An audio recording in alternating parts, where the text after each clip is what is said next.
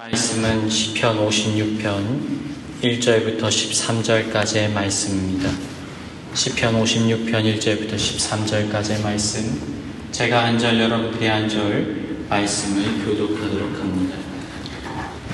하나님이여 내게 은혜를 베푸소서. 사람이 나를 삼키려고 종일 치며 압제하나이다. 내 원수가 종일 나를 수면하며 나를 일본하여 지키는 말이라서 내가 두려워하는 날에는 내가 주를 의지하리이다. 내가 하나님을 의지하고 그 말씀을 찬송하리이다. 내가 하나님을 의지하였은즉 두려워하지 아니하리니 회복을 당한 사람이 내게 어찌하리이까. 그들이 종일 내 말을 곡해하며 나를 치는 그들의 모든 생각은 사악이라. 그들이 내 생명을 여호와와 여호와 같이 또 오히려 숨어 내 발자취를 지켜보나이다. 그들이 악을 행하고자 안전하오리이까. 하나님이여 분노하사 룻 백성을 낮추소서. 나의 유명함을 주께서 계수하셨사오니 나의 눈물을 주의 편에 담으소서. 이것이 주의 죄에 기록되지 아니하였나이까. 내가 아뢰는 날에 내 원수들이 물러가리니 이것으로 하나님이 내 편이심을 내가 아나이다. 내가 하나님을 의지하여 그의 말씀을 찬송하며 여호와를 의지하여 그의 말씀을 찬송하리이다. 내가 하나님을 의지하였은즉 두려워하지 아니하리니 사람이 내게 어찌하리이까. 하나님이여 내가 주의 소원함이 있사오니 내가 감사를 주께 드리니. 합독합니다.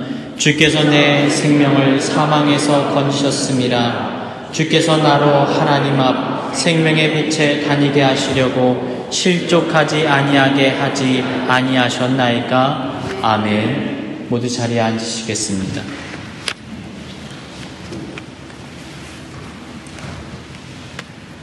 나의 눈물을 주의 병에 담으소서라는 말씀의 제목으로 하나님의 은혜를 나눕니다.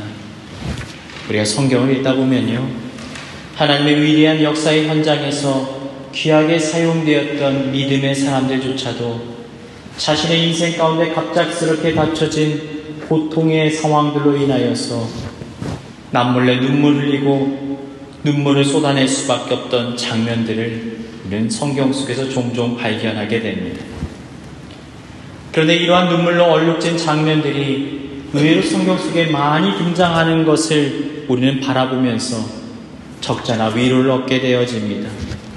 이런 위대한 하나님의 사람들, 정말 하나님 앞에 멋지게 사용되어진 사람들조차 때로는 인생의 상황 속에서 슬픔과 고통을 겪고 괴로워할 수밖에 없었구나. 어쩌면 우리의 인생이 눈물 흘릴 수밖에 없기 때문에 주님께서는 우리의 사정을 너무나 잘 알고 계시기 때문에 그 연약함을, 그 약함의 흔적들을 성경 속에 고스란히 기록해 놓으신 것은 아닐까요?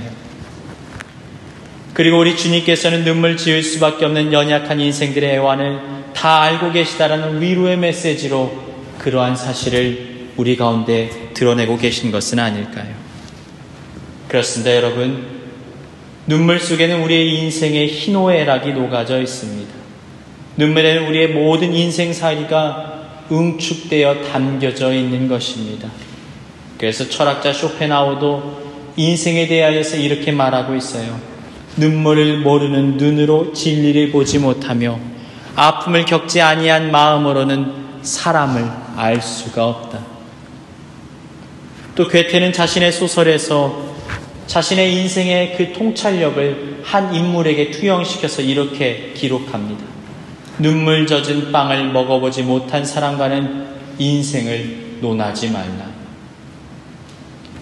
본래 고대 시대로부터 눈물은 아주 고귀하고 순결한 것으로 여겨왔습니다. 그래서 고대 근동 지역에서는 눈물을 모아두는 독특한 문화가 있었어요. 그래서 눈물병이라는 것이 존재했습니다. 목이 호리한 깔때기 모양의 주둥이를 가진 병을 놓고 그 안에 자신이 흘리는 눈물을 담아 보관하는 것입니다. 그리고 그 사람이 마침내 자신의 인생을 다 마치고 나면 그의 낡은 육체를 그의 평생 동안 모았던 눈물병과 함께 매장을 하는 거예요. 그러니까 이 눈물병이라는 것은 어쩌면 우리 한민족의 한해 정서랑 같은 것입니다. 슬픔의 눈물, 고통의 눈물, 기쁨의 눈물과 같이 인생을 살면서 쏟게 되어지는 눈물을 특별한 병에 담아 보관했던 것입니다. 그러니까 이 눈물병 속에는 한 사람의 인생이 다 담겨져 있는 거예요. 그 눈물병에 담겨져 있는 눈물을 보면 그 사람이 어떤 삶을 살아갔는지를 알 수 있게 되어지는 것입니다. 이러한 정서가 또 우리가 성지순례를 가면 발견할 수가 있어요. 예루살렘에 가면 예수 눈물교회라는 기념교회를 발견하게 됩니다. 이 교회 형상을 가만히 살펴보면요, 꼭 눈물 모양으로 생겨져 있어요. 내 귀퉁이는 눈물병의 형상을 하고 있습니다. 예수님께서 그 예루살렘을 바라보시면서 눈물 흘리셨던 그 장면을 기념교회로 만든 것입니다. 특별히 오늘 우리가 읽은 시편 56편은 다윗의 눈물이 서려 있습니다. 어쩌면 이 시편 56편 이 자체가 하나의 눈물병이 되어서 다윗의 인생의 눈물을 담고 있는 것입니다. 성경 본문의 위쪽을 우리가 살펴보면 파란 글씨로 이렇게 기록되어 있습니다. 요낫 엘림 루김에 맞춘 노래. 그러니까 이건 멜로디입니다. 멜로디에 가사를 입혀 부르는 노래라는 뜻입니다. 그런데 이 노래의 내용이 이런 내용이 담겨져 있어요. 멀리 떨어진 상수리 나무에서 더 이상 지저귀지 않는 비둘기. 그러니까 작고 어린 비둘기가 무슨 연유에서인지 더 이상 소리를 내지 못하고 나무 사리에서 숨죽여 울고 있는 모습을 한번 떠올려 보십시오. 지금 그러한 모습을 다윗은 바라보면서 자신의 처지와 같다라고 한탄하고 있는 것입니다. 1절 말씀, 하나님이여 내게 은혜를 베푸소서 사람이 나를 삼키려고 종일 치며 압제하나이다. 여러분, 다윗에게 도대체 무슨 일이 일어난 것일까요? 왜 다윗과 같은 인물이 자신의 처지를 한탄하면서 슬픔 속에서 숨죽여 눈물 흘려야만 했던 것일까요? 여러분, 다윗은 민족의 영웅 아닙니까? 위대한 하나님의 사람 아닙니까?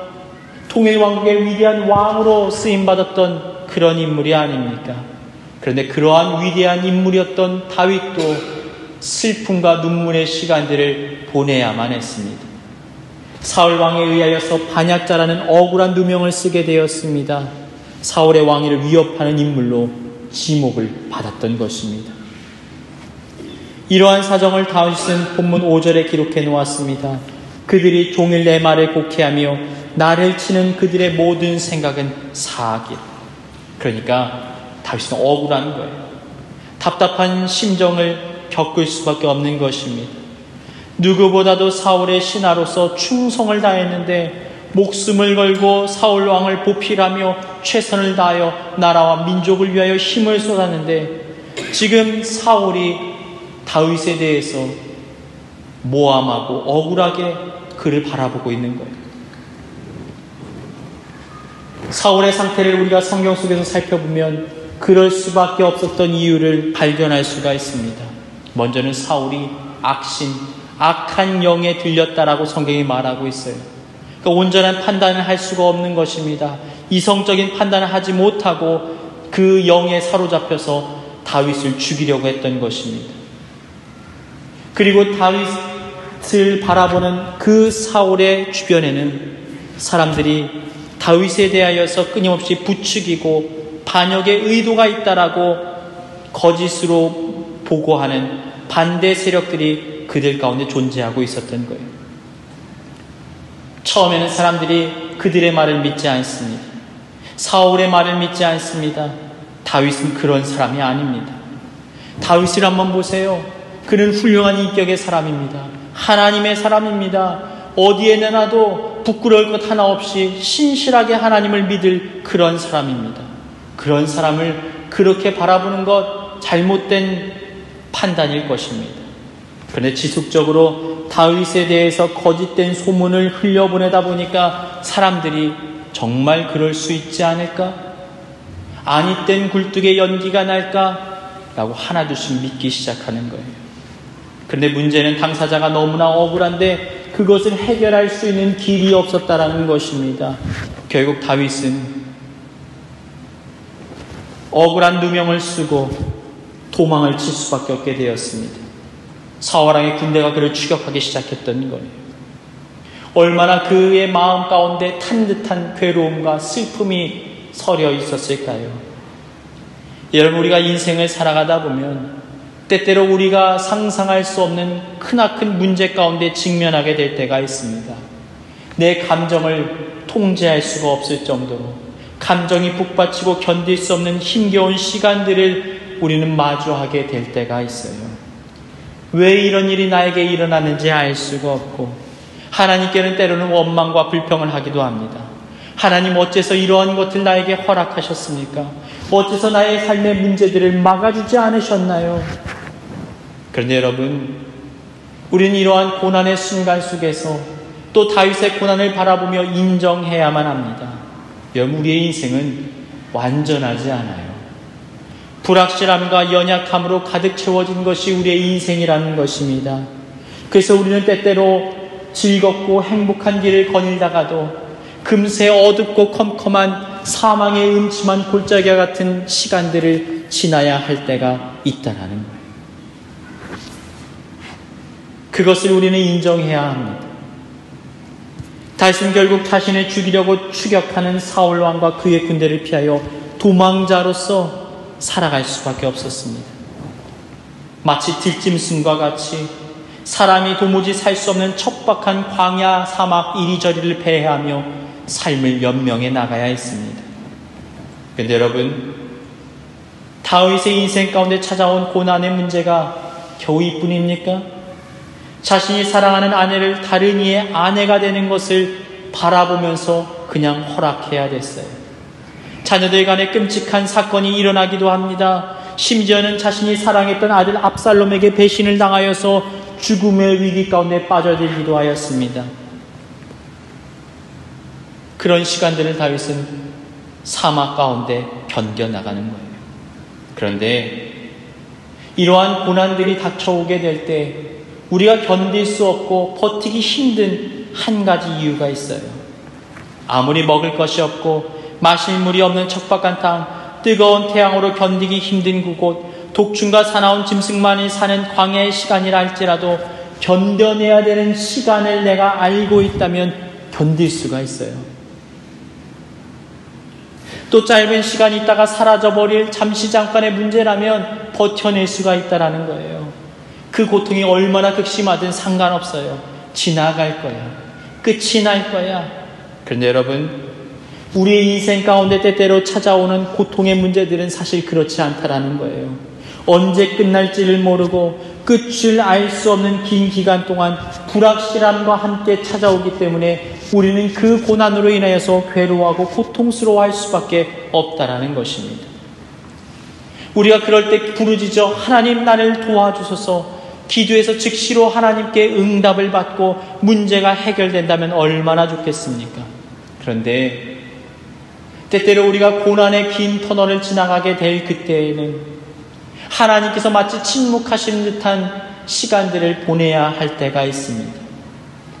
긴 세월의 시간 속에서 우리의 힘이 서서히 빠져갑니다. 우리의 마음과 생각이 완전히 낙심의 영역으로 빠져들게 되어집니다. 문제를 해결해야 되겠다, 내가 잘 견뎌내겠다는 의지마저도 사라질 때가 있어요. 결국 고통의 문제를 평생 한문처럼 안고 살아가는 상황 가운데 처하기도 합니다. 여러분, 다윗이라고 좀 달랐을까요? 아닐 거예요. 비록 그가 영웅이라고는 하지만, 하나님의 마음에 합한 자라고는 하지만, 하나님과 날마다 동행하는 삶을 살아갔다라고는 하지만, 긴 고난의 문제 속에서 그도 넘어지고 쓰러질 수밖에 없지 않았을까요? 골리앗과 싸웠던 위대한 영웅 다윗도 육체적으로나 정신적으로나 서서히 지쳐가기 시작합니다. 모든 것을 소진하고 탈진에 빠져들기 시작해요. 그런데도 상황은 좀처럼 나아지지 않습니다. 도리어 사울의 군대는 결코 추격을 멈추지 않고 열심으로 다윗을 쫓기 시작합니다. 짐승을 사냥하는 사냥꾼처럼 추격대를 보내어 다윗의 발자국을 쫓게 만들었던 것입니다. 6절 말씀, 그들이 내 생명을 엿보았던 것과 같이 또 모여 숨어 내 발자취를 지켜보나이다. 여러분, 다윗이 사울의 군대에 의해서 쫓김을 당하고 있습니다. 이런 상황 속에서 평안함이라는 것, 편안한 삶이라는 것 상상조차 할 수 없었을 거예요. 잠이나 제대로 잔 적이 있었을까요? 잠시라도 쉼을 가져본 적이 있었을까요? 도무지 그럴 수가 없었을 것입니다. 부스럭거리는 작은 소리에도 소스라치며 놀라 잠 못 이루는 밤을 지새지 않았을까요? 아마 다윗은 이러한 상황 속에서 정신과 육체가 피폐해져만 갔을 것입니다. 이스라엘 땅 안에서 사울의 추격대를 피해 더 이상 도망칠 곳이 없다는 사실을 이젠 그가 깨닫게 됩니다. 사울의 포위망을 뚫고 이스라엘 땅 안으로 발걸음을 옮길 만한 곳이 더 이상 없게 되었습니다. 사면초가의 상황 가운데 빠져들게 된 거예요. 이대로라면 사울의 손에 분명히 잡혀 죽임을 당할 수밖에 없는 상황이 되었습니다. 결국 다윗은 사울 왕의 집요한 추격에서 벗어나기 위해서는 선택을 해야만 했습니다. 이스라엘의 경계를 넘어서 다른 민족이 사는 지역으로 도망을 쳐야만 했던 것입니다. 결국 다윗은 사울의 손을 피하기 위하여서 블레셋 땅 가드 지역으로 숨어들게 되었습니다. 근데 여러분, 한번 생각해 보십시오. 블레셋이 어떤 나라입니까? 이스라엘과 원수된 나라입니다. 특별히 가드라는 지역을 한번 떠올려 보십시오. 다윗하고 연결이 되어 있는 지역이에요. 어떻게 해요? 당시 소년이었던 다윗이 무찔렀던 거인 골리앗의 고향이 바로 가드였다라는 것입니다. 그러니까 다윗에게 있어서 그 가드 지역으로 도망을 쳤다라는 것은 좋은 결과를 기대할 수가 없는 상황인 거예요. 궁지에 몰린 다윗은 결국 이러한 잘못된 선택을 할 수밖에 없었습니다. 때때로 사람들은 우리의 인생을 정의하기를 선택의 연속이라고 말을 합니다. 사르트르가 이렇게 말하죠. B, C, D다. 벌스와 데스 사이에 있는 초이스가 우리의 인생이라는 거예요. 그러니까 얼마나 좋은 선택을 하느냐에 따라서 우리의 인생의 좋은 결과물들을 얻게 된다라는 것입니다. 그런데 여러분, 이 말을 듣는데 우리 가운데 물뜻 불현듯 반문하고 싶은 마음이 들지 않습니까? 때로는 우리가 인생을 살아가다 보면 선택지가 우리 앞에 놓쳐 있지 않을 때가 있다라는 거예요. 어쩔 수 없는 상황이라는 것입니다. 이것이 잘못된 선택이라는 것을 알면서도 그냥 끌려가듯 떠밀려가듯 순응하며 인생을 살아갈 수밖에 없는 문제에 직면할 때도 있다라는 거예요. 여러분, 다윗은 지금 그런 상황 가운데 빠져 있어요. 스스로 인생을 결정하고 선택한 것이 아니라 어쩔 수 없이 사울 왕의 추격에 의하여서 그가 결국은 잘못된 선택을 하게 된 것입니다. 결국 다윗의 인생에 더 큰 문제가 찾아오게 됩니다. 하필이면 그 드넓은 가드 지역에서 다윗은 원수 블레셋의 군대와 정면으로 마주하는 일을 당하게 됩니다. 지난날 그들에게 뼈아픈 패배를 안겨주었던 원수 다윗을 한눈에 알아본 가드 왕의 신하들이 즉시 다윗을 포박합니다. 그리고 이제 다윗은 꼼짝없이 가드왕 아기스 앞으로 끌려가게 되었습니다. 이때 다윗이 이러한 상황 속에서 무슨 생각을 했을까요? 만약 여러분들이 다윗의 상황에 처해 있다면 여러분이라면 어떤 마음을 가지고 있으시겠습니까? 삶의 의지를 놓아버리고 탄식하며 눈물 흘리지 않았을까요? 주님, 어떻게 나에게 이런 일이 있을 수가 있습니까? 그토록 내 삶을 지키기 위해서 몸부림치고 하나님의 약속의 말씀을 붙들고 버둥거리며 살았는데 하나님, 어떻게 이런 절망적인 문제가 내 앞에 닥쳐집니까? 원망의 눈물 흘리지 않았을까요? 어쩌면 다윗이 포박되어 가드왕 아기스에게 끌려가는 그 길은 눈물을 하염없이 흘리는, 눈물로 얼룩진 그 길을 걸어야만 했을 것입니다. 자신에게 죽음이 임박했다는 사실을 직감했을 것입니다. 그의 인생에는 소망이라고는 찾아볼 수가 없는 거예요. 그런데 바로 이러한 상황 속에서 다윗은 우리의 예상을 깨는 놀라운 행동을 하게 되었습니다. 모든 것을 체념하고 인생의 끝을 고하는 절망적인 상황 속에서 그의 고백을 한번 들어보십시오. 3절, 내가 두려워하는 날에는 내가 주를 의지하리이다. 11절, 내가 하나님을 의지하였음즉 두려워하지 아니하리니 사람이 내게 어찌하리이까. 어찌된 일입니까? 두려움의 상황 속에서, 소망을 전혀 찾아볼 수 없는 절망의 상황 속에서 다윗이 외쳤던 거예요. 절망의 공포가, 두려움의 공포가 나의 삶에 찾아와서 엄습하는 그 순간 나는 하나님을 더욱 의지할 것입니다. 내가 문제의 상황 속에서도 하나님을 의지했기 때문에 나를 이 원수의 세력에게 내어주지 않을 하나님을 찬양합니다. 믿음의 선언을 하고 있는 것입니다. 여러분, 여기까지 말씀을 읽다 보면요, 당황스러워요. 혹시 다윗이 자신에게 처한 문제가 너무 거대해서 현실 감각을 잃어버린 것은 아닐까? 지금 문제와 위기 상황과 다윗이 지금 어떤 상황 가운데 빠져 있는지 스스로가 판단을 하지 못하는 그런 블랙아웃의 상태에 빠진 것은 아니었을까? 그런데요, 여러분, 다윗의 진가는 여기서 드러나게 됩니다. 놀라운 것은 하나님께 그가 올려드리던 노래가 다 끝마쳐지기도 전에 갑작스럽게 다윗의 삶에 놀라운 은혜가 임하게 되었다라는 것입니다. 위기에서 건지시는 하나님의 크신 은혜의 기적이 그의 삶에 임하게 되었던 거예요. 12절과 13절 우리가 한번 읽어볼까요? 시작. 하나님이여, 내가 주께 서원함이 있사온즉 내가 감사제를 주께 드리리니 주께서 내 생명을 사망에서 건지셨음이라. 주께서 나로 하나님 앞 생명의 빛에 다니게 하시려고 실족하지 아니하게 하지 아니하셨나이까. 아멘. 여러분, 이 12절의 감사제라는 것은 오늘날로 말하면 간증을 말하는 거예요. 이스라엘 백성들이 하나님께 제사할 때 드리는 의식 중에 하나로 감사제라는 것이 있었습니다. 어떻게 하는 거예요? 불치의 질병에서 갑작스럽게 치유를 받거나 위기와 죽음의 상황 속에서 건진받은 사람들이 하나님을 예배드리는 그 현장에서 많은 회중 앞에서 선언하는 거예요. 하나님께서 내 삶에 기적을 행하셨습니다. 하나님께서 죽었던 나를 살리셨습니다. 망가진 나의 삶에 주님이 찾아오셔서 은혜를 베풀어 주셨습니다 라고 찬양하고 경배하는 것이 감사제, 그러니까 간증인 거예요. 그러니까 어떤 일이 다윗에게 일어난 거예요. 죽음의 위기의 상황 속에서, 소망을 찾아볼 수 없는 상황 속에서, 가드왕 아기스의 목전에서 이제 칼날에 맞아 죽게 될 그 위험천만한 상황 속에서 그를 살리시는 하나님의 반전의 은혜가 임하게 되었던 것입니다.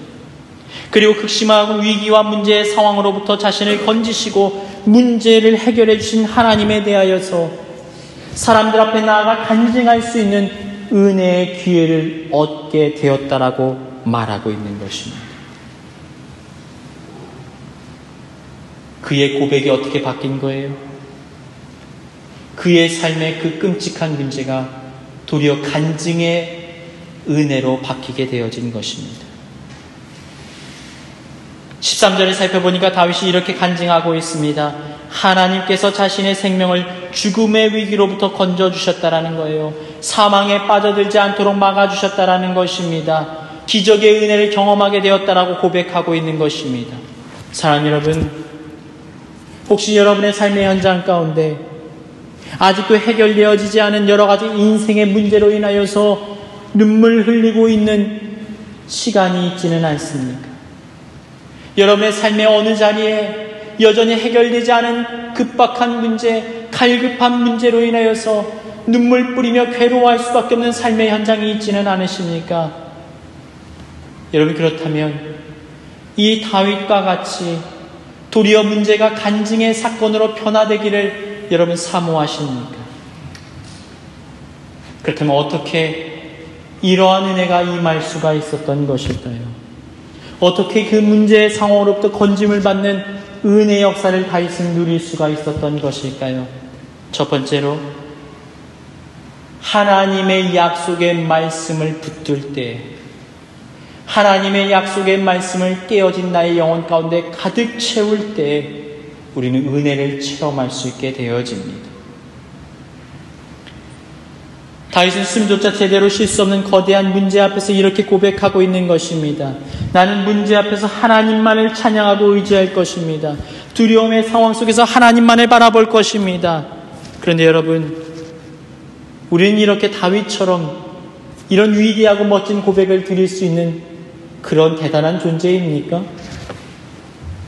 여러분, 다윗이 처한 이런 상황들이 우리 가운데 연달아 일어나게 되면, 계속적으로 일어나게 되면 어떤 위대한 영웅이라 할지라도 쓰러지고 넘어질 수밖에 없을 거예요.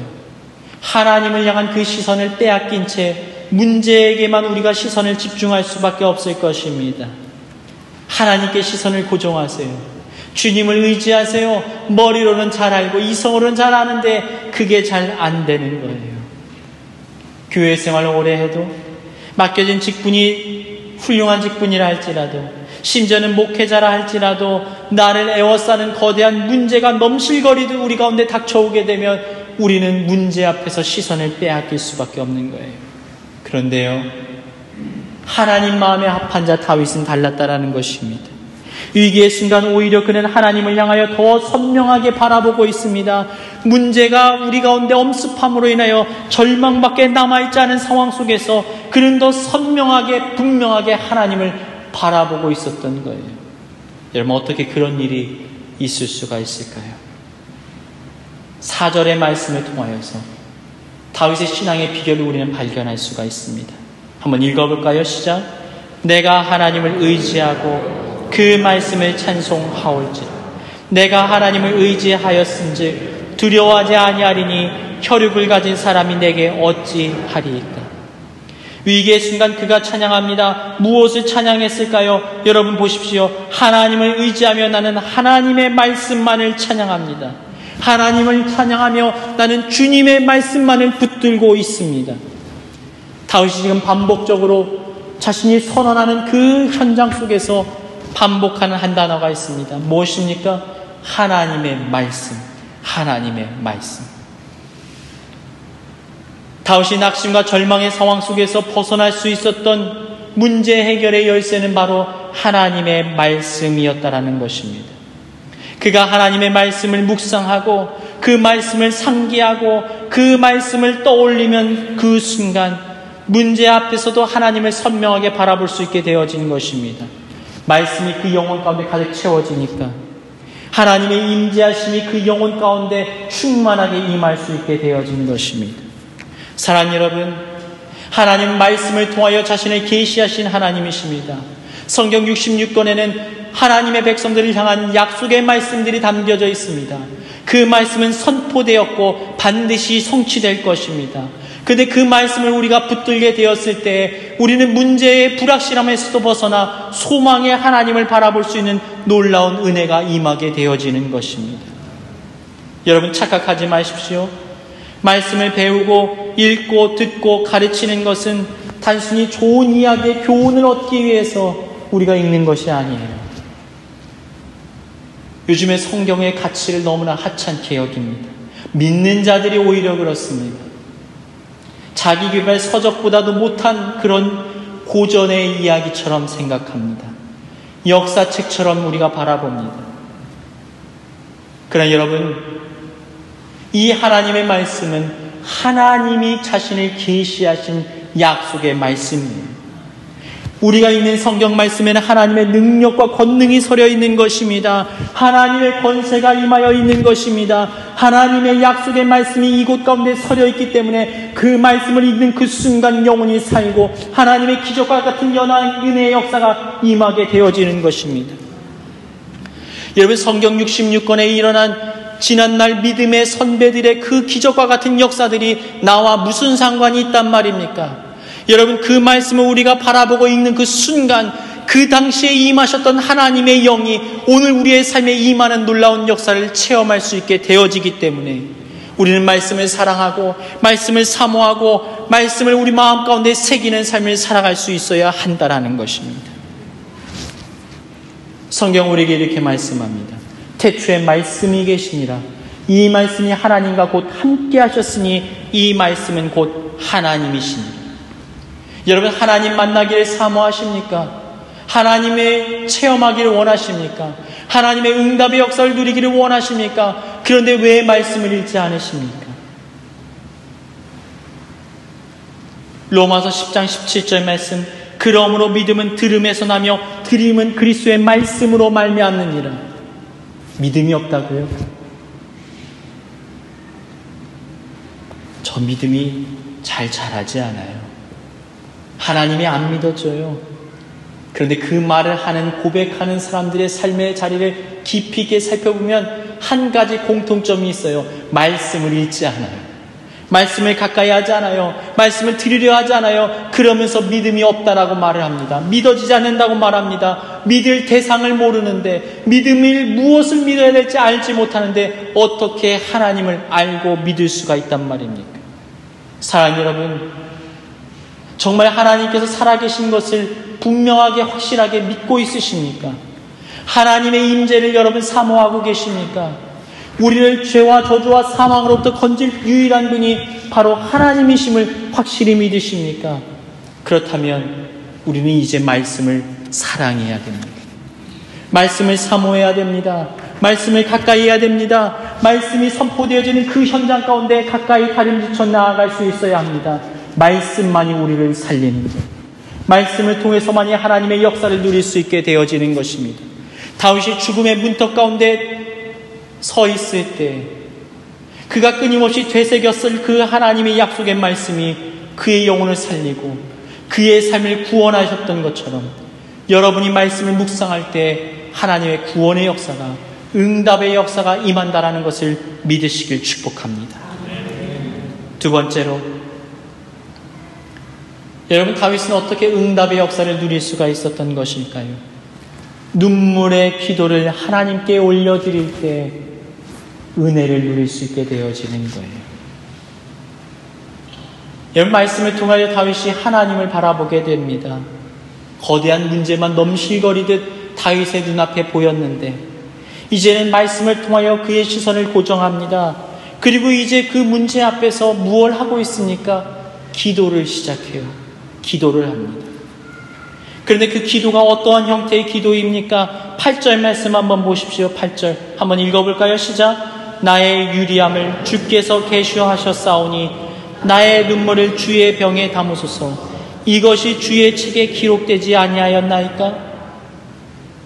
다윗의 기도를 한번 보십시오. 어떤 기도입니까? 그냥 외마디의 기도가 아니라 눈물이 서려있는 기도예요. 나의 방황을 주님께서 헤아리시고 내가 흘린 눈물을 주님의 가죽부대에 담아두십시오. 이 속사정이 주님의 책에 기록되어 있지 않습니까? 주님, 나의 인생의 여정이 어떠한지 다 알고 계시잖아요. 지금껏 어떤 눈물을 흘리는 인생을 살아왔는지 주님 아시지 않습니까?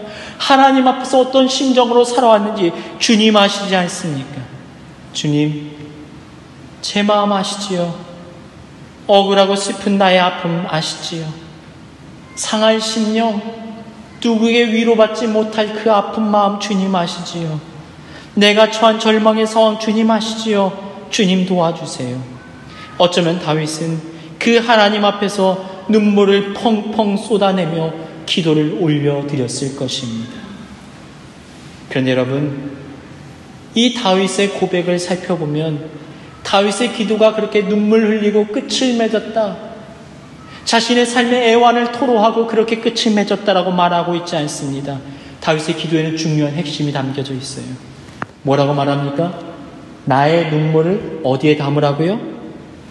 주의 병에 담으소서. 주님, 내가 흘린 눈물을 주님의 가죽 부대에 담아주십시오. 바로 이 부분입니다. 여러분, 우리는 말씀의 서두에서 눈물병에 대해서 배웠습니다. 고대 근동 지역에 있는 이스라엘 민족들은 자신의 눈물을 눈물병에다가 담았다라는 거예요. 여러분, 다윗에게도 그런 눈물병이 있었을까요? 여러분, 있었을 거예요. 다윗도 자신의 눈물의 삶을 살아가면서 때때마다 그 눈물을 병에 담지 않았을까요? 파란만장한 인생, 눈물질 일이 많은 인생, 얼룩진 슬픔의 시간들을 지나야 했던 다윗의 모습들. 여러분, 시편을 살펴보면 눈물로 적셔진 그의 삶을 바라볼 수가 있잖아요. 시편 6편을 살펴보면 눈물로 매일 밤을 자신의 침상을 띄웠노라고 고백하기도 합니다. 얼마나 많이 울었으면 자신의 침상이 떠올랐다고 말을 할까요? 너무 많이 울었더니 시력이 흐려지고 눈이 침침해졌다라는 거예요. 눈이 망가졌다라는 거예요. 여러분, 아마 다윗의 눈물병은 다른 이들보다 더 크지 않았을까요? 그런데 오늘 본문 시편 56편을 기록했던 그 당시에 다윗이 가지고 있었던 눈물병은 일반적인 사람들이 가지고 있던 재질과는 좀 달랐을 것입니다. 그는 지금 사울의 군대를 피하여 도피 중이었기 때문에 깨어지기 쉬운 유리병이나 토기의 병을 들고 다닐 수가 없었을 거예요. 그래서 뭘 사용합니까? 가죽 부대를 사용해요. 본래 용도는 물을 담던 식수통이 아니었을까요? 광야를 지나다가 물이 다 떨어져서 텅 비어버린 그 부대 안에 자신이 쏟아지는 하염없는 눈물을 담고 있지는 않았을까요? 그래서 다윗은 아마도 가죽 부대를 눈물병 삼았을 것입니다. 험난한 인생, 목마른 인생, 늘 쫓기는 듯한 인생을 살며 그 고단함 속에 흘렸던 눈물을 그가 지금 다 담아내고 있는 거예요. 그런데 바로 그 순간 다윗이 하나님 앞에 이렇게 호소합니다.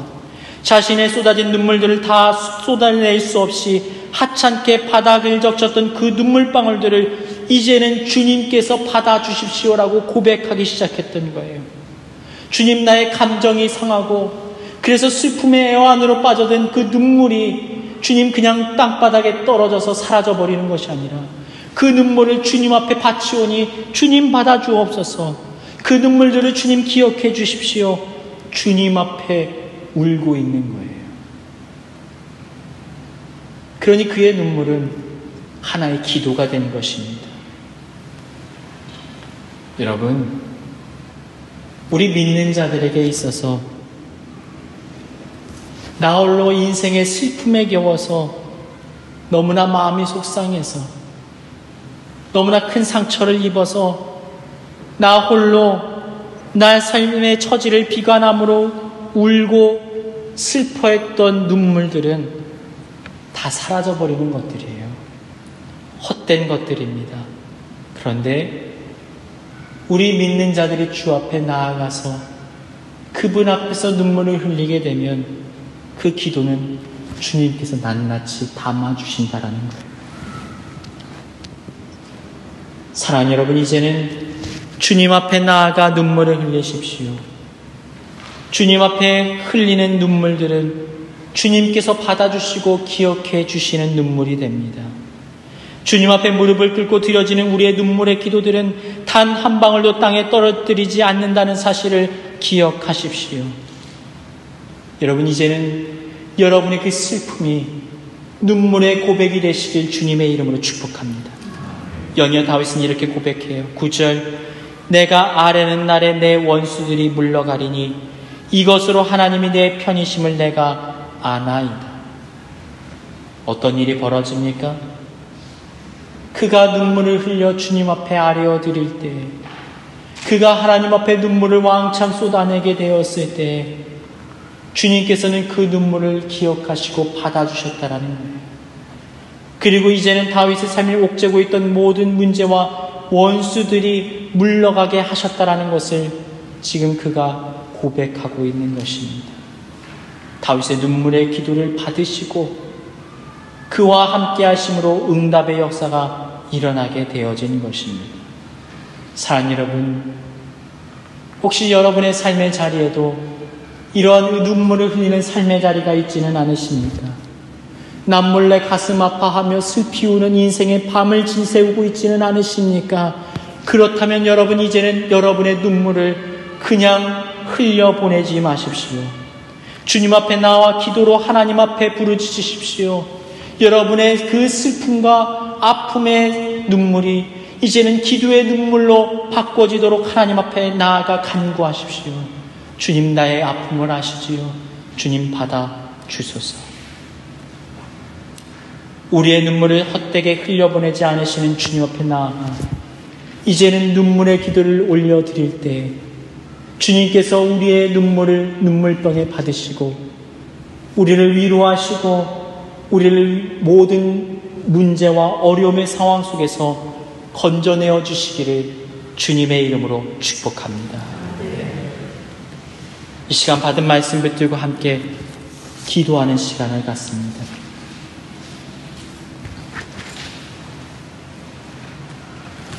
사람들은 인생에 사계절이 있다라고 때는 말을 합니다. 기쁜 날이 있으면 슬픈 날이 있고 괴로운 날이 있으면 즐거운 날도 찾아온다라는 것입니다. 그러나 우리는 그렇게 덤덤하게 우리의 인생을 바라보지 못할 때가 참으로 많습니다. 눈물을 흘릴 수밖에 없는 애통하고 괴로운 인생의 시간들을 보내야 할 때 바로 그때 다윗은 자신의 눈물을 하나님 앞에 기도로 올려드렸다라는 것입니다. 이 시간 우리가 이렇게 기도했으면 좋겠습니다. 주님, 우리의 슬픔과 우리의 눈물을, 우리의 아픔이 이제는 주님 앞에 아뢰어드리는 기도되게 하여 주옵소서. 또 절망과 문제의 상황 속에서 하나님의 말씀을 온전히 붙들고 소망함 가운데 살아가게 하여 주옵소서라고 이 시간 다 같이 기도하시겠습니다. 사랑의 주님, 오늘 말씀을 통해서 주님의 음성을 듣게 하시니 감사합니다. 눈물 흘릴 수밖에 없는 인생의 날들을 살아가게 될 때 우리를 위로하시고 우리를 품 안에 안기를 원하시는 그 하나님을 우리가 보게 하여 주옵소서. 이제는 헛되게 흘려지는 눈물이 아니라 주님의 눈물병에 우리의 눈물을 담는 기도의 눈물이 되게 하여 주옵소서. 또 말씀을 통하여 주님을 바라보고 약속의 말씀 붙들고 그 문제의 상황 속에서도 소망의 하나님을 온전히 바라보는 우리의 삶이 되게 하여 주옵소서.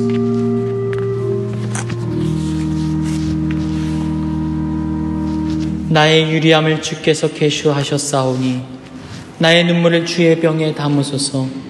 이것이 주의 책에 기록되지 아니하였나이까.